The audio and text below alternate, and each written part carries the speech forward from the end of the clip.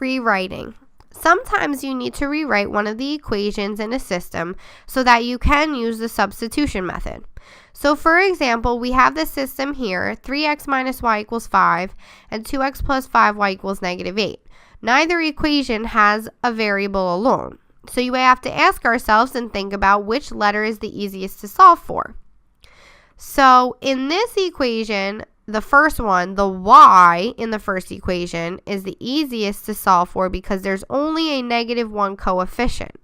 In the other equations, you have other coefficients, and you'll end up dividing by that coefficient, and it might create fractions that are more complicated to work with.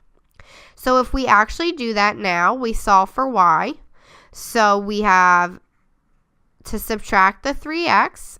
We'll eliminate that. Negative y equals negative 3x plus 5. And if we divide by -1, that gives us y equals 3x minus 5.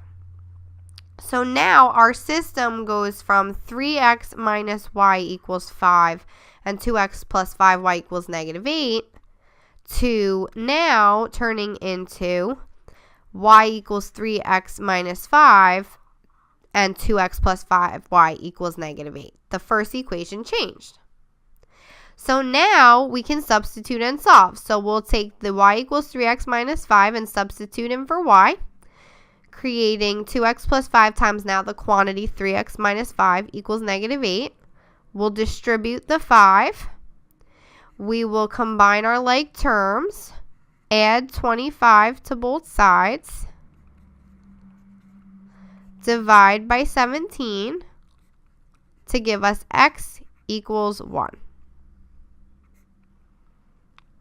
Now we can take x equals 1 and substitute it into one of the equations. So they picked the second one, 2x plus 5y equals negative 8, putting x equals 1 for x.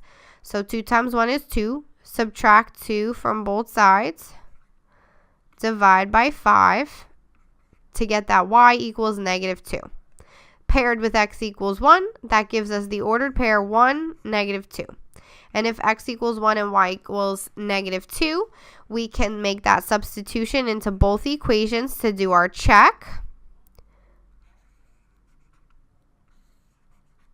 Since it makes both equations true, the check passed, and that means that our solution is 1, negative 2.